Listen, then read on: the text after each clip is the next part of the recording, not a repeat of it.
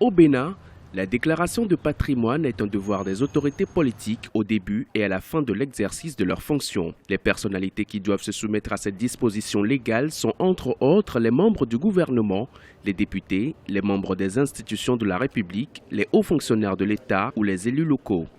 Instaurée par la Constitution du 11 décembre 1990 et renforcée par la loi 2011-20 du 12 octobre 2011 portant lutte contre la corruption et autres infractions connexes en République du Bénin, la déclaration de patrimoine doit être effective dans un délai de 15 jours après l'entrée en fonction. Mais cette disposition peine à être appliquée par les autorités dans l'exercice de leurs fonctions. Selon un rapport de l'Autorité nationale de lutte contre la corruption qui a fait un état des lieux le 17 mai 2016, la situation est inquiétante. Le constat depuis que l'ANSC est là est qu'il y a une sorte de réticence des personnalités à déclarer leur patrimoine.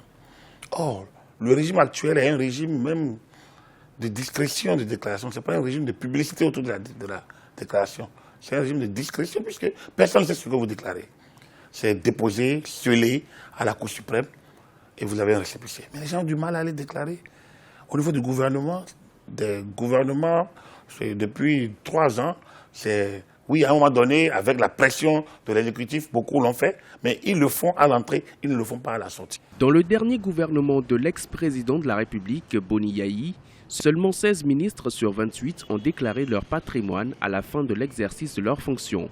Selon le même rapport de l'ANLC, 4 ministres sur les 21 du gouvernement actuel ont déclaré leurs biens à la prise de fonction. Du côté de l'actuelle législature, il n'y a que 6 élus qui se sont prêtés à l'exercice. Plusieurs autorités militent pour l'observation de cette règle de bonne gouvernance. Il y en a qui sont responsables, on suppose, on présume.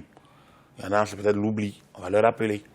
Mais ce que nous rappelons depuis des années et qui ne bougent pas, il va falloir maintenant que nommément on les cite et qu'on puisse les interpeller ou les faire interpeller par acquis de droit afin qu'ils se conforment à la loi. Des sanctions sont prévues par la loi pour ceux qui n'observent pas les dispositions relatives à la déclaration de patrimoine. En effet, l'absence de déclaration expose le mis en cause ou fautif au paiement de 6 mois d'indemnité prime ou autre que l'autorité perçoit ou a pu percevoir durant l'exercice de sa fonction. L'Autorité nationale de lutte contre la corruption a souvent brandi ces dispositions et saisi les autorités compétentes sans succès.